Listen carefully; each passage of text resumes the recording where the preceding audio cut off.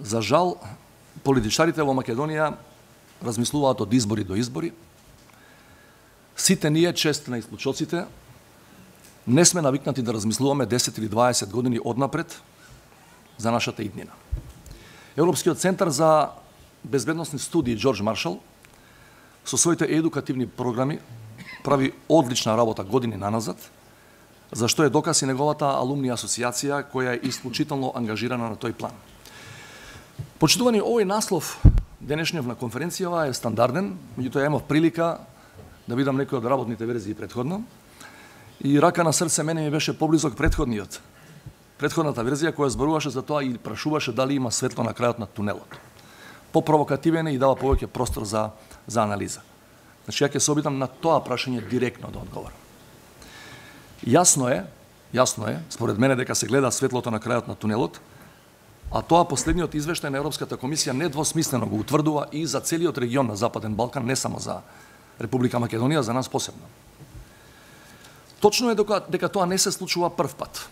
Во изминативе децении тоа светло се покажуваше и порано, во неколку наврати кај нас во Република Македонија последен пат декември 2005-та, но точно е и дека во периодите на најголема темнина прозападните и прореформски сили не губеа надеж дека наспроти недемократските тенденции ќе ја вратиме државата таму каде што реално припаѓа. Ако реинтеграцијата во европскиот мејнстрим на централно европските држави беше сметана за морална обврска на Европа, интеграцијата на западно-балканските држави, освен моралната димензија, е и сосема практична потреба и на локалните нации, но и на континентот во целина, од аспект на заокружување на проектот за собствено стабилизирање. Имено јасно е дека е релативно лесно да функционира економска или комерцијална Европа. Но политичка Европа ќе функционира многу подобро ако рабовите на географска Европа се пацифицирани, не пасивизирани, туку пацифицирани, ако се демократски и ако се внатре во системот, наместо надвор од него, во кој случај сигурно би генерирале нестабилност и надвор од своите граници. Алтернативите на евроатлантските интеграции гледаме во регионот веќе неколку години. И либералните модели на персонализирани автократи ги злоупотребуваат локалните разлики и хетерогеноста на општествата, со цел да покажат дека западните варијанти на либерална демократија не носат просперитет.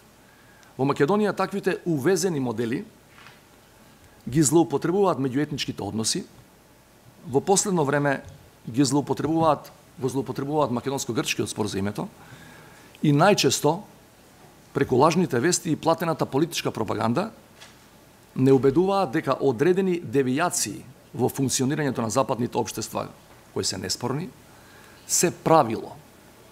При тоа намерно пропуштаат да објаснат дека станува збор само за исклучоци од правилата и дека по сите параметри, ама баш по сите параметри, економски, политички, социјални, еколошки, образовни, западните модели на демократија се системски подобри од сите останати, независно од тоа со кој регион или организација во светот ги компарирате. Почитувани, позитивни трендови се случуваат и во Европа, и тоа може само да не радува, откако ентузијазмот за промени во Брисел објективно беше спуштен на најниско ниво по референдумот за излегување од Унијата на Велика Британија, која беше дел од големата тројка, која изминативе 15 години доминантно ги менажираше сите битни процеси поврзани со проширувањето на Унијата.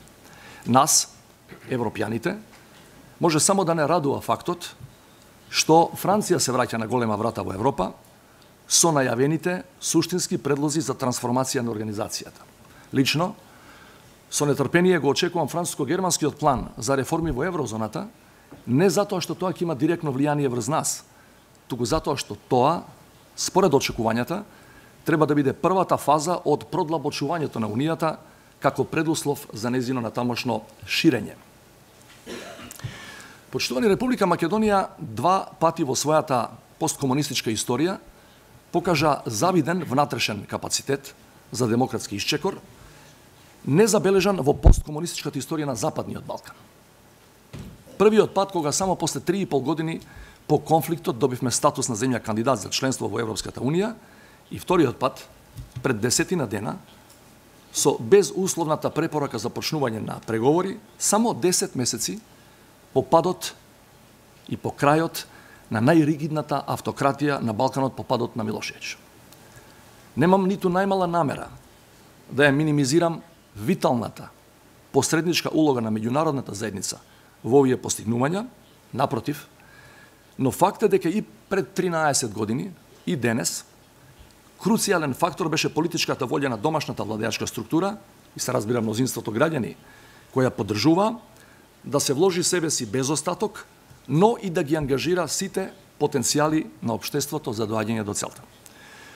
Последниот таков потфат е консензусот постигнат во работните групи на власта и опозицијата околу предлозите за правосудните закони и околу законот за оперативно-техничката агенција, што во однос на системски закони од 2005 до денес се случува за прв пат. Влегувањето на Македонија во повисоките фази на евроатлантските интеграции може да биде само или предоминантно домашен продукт. Тоа нема да биде подарок, туку повеќе сатисфакција за вложените напори на одговорни политичари, кои во изминатиот период реално преземаа чекори многу повеќе мислејки на иднината на Република Македонија отколку на следните избори или на сопствениот политички рейтинг.